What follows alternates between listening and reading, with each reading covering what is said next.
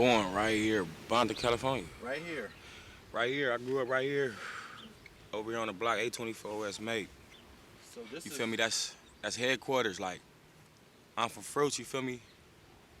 That's where it was originated, but came right about that house.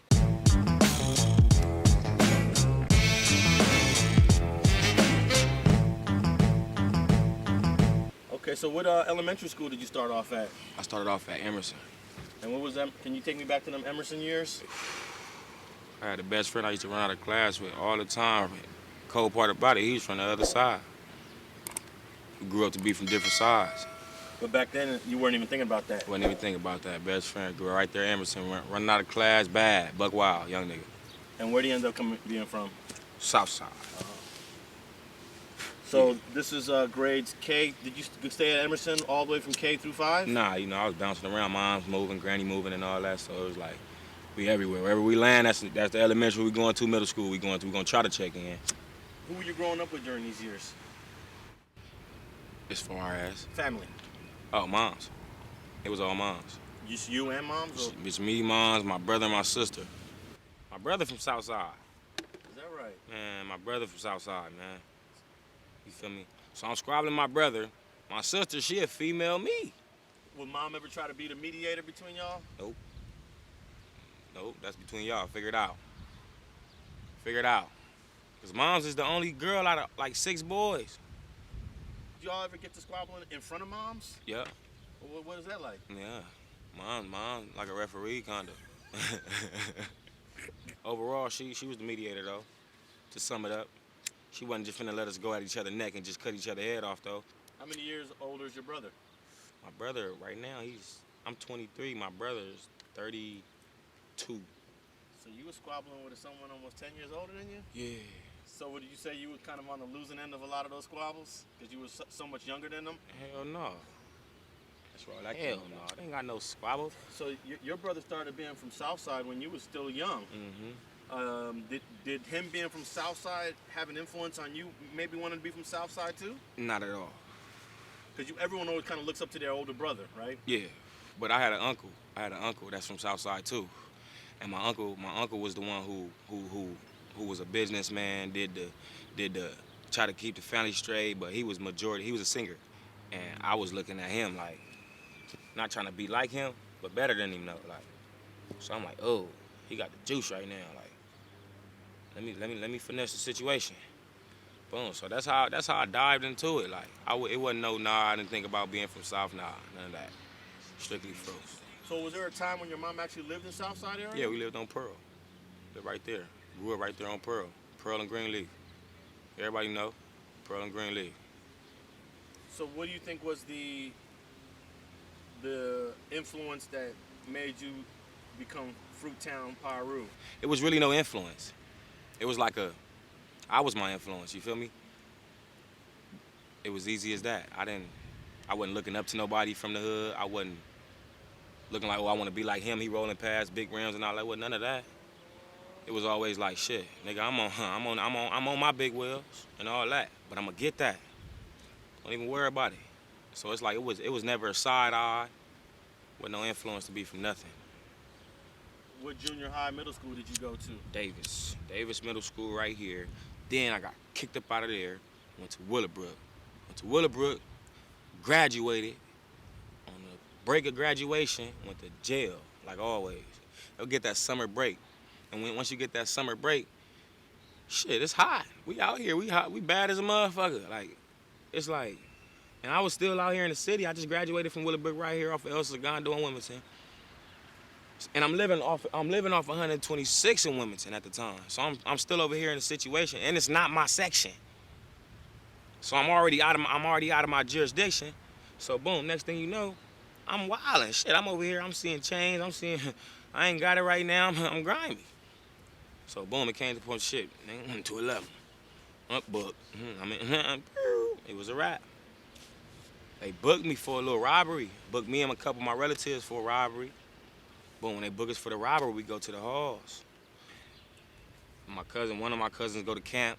It's a female, she go to camp. She do 6 months. My other cousin, we all do 6 months. We all do 6 months, but we go to different camps. Me and him went to different camps. So, and he from Mona Park now. You feel me? So, and at that time it was just in and out of jail. I'm assuming that was your first trip to juvenile hall right after the 8th grade. What was that like? Nah, that wasn't my first trip. Nigga, that was like my 10th trip. On Jesus, that was like my 11th trip or something. I've been in the hall like 50 times. Yeah, like 50. So you talking about East Lake, Los Padrinos, All that. all of those? All that. I'm the one in there that all the staff know. All the staff know me. Any nigga who was in there thugging around my time know me. You feel me? Boom. I was in there. I first went to jail, 8 years old though. Nigga tried to drown me. I tried to drown him back. He's still living. His daddy choked me. We choked each other. Hey, it was what it was. He was another race at the end of the day too. So it was like, damn, something bigger was almost created. So at that time, you must have been the youngest person in there. Yeah, I was. I was the littlest, youngest nigga in there. What was can you remember as an 8-year-old, what were you thinking about while you was locked up? I want to go home. Hell yeah, I want to go home. I want my mama. That's when I started doing poems.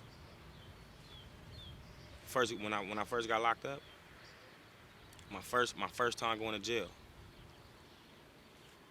Within that first 2 months, I ran into a dude in there who was somebody like up and coming type in that era, like so.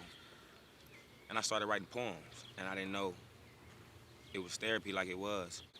Around that time though, that's when it was like I wasn't listening to moms or nothing. I wasn't listening to moms or nothing, so it was like I had to find a way to channel that shit.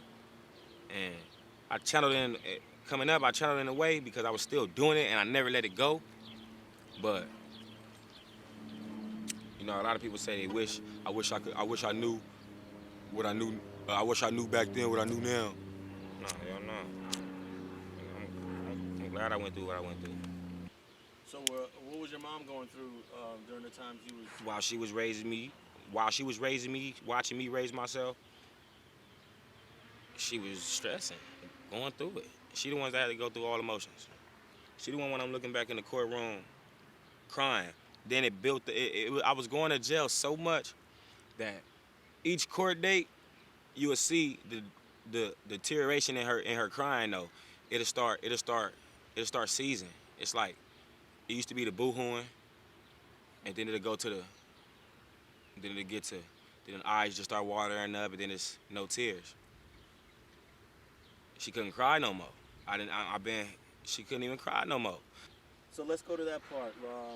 I'm assuming it's around these teenage years where you decide you want to be from Fruit Town Pirus. Yeah. What grade or what age was that, and do you remember that period? Coming out of elementary into junior high school. Yep, coming right out of elementary into junior high school. I'm like, shit. Mom sent my ass back out here with Pops. She knew what was gonna happen. You feel me? I came right back out here with Pops. We right in the section. I mean, anywhere you go with a hard-headed ass kid, and then you gonna think you gonna live in somebody's hood and they not gangbanging, they finna go run around with them kids that's out here thinking they hard-headed too. They finna go. It's in a way it's an influence, but who's the influence? I was moving as my own man since a baby. So when I jumped off the porch, the aura and vibe I brought to the table, it was like, oh, let me go in and try to finesse his situation. And everybody just, now I'm looking back. It ain't no more, I was never looking forward, I was looking to my side. I look at no man as is, you looking in front of you to look at me, you shouldn't be looking at my back. I shouldn't be looking at yours. We should be right on the side of each other. We should all be able to do this. Straight? Easy call. Thanks for watching StreetTV.net. If you're not subscribed, please hit that button below and click the bell to receive alerts and notifications.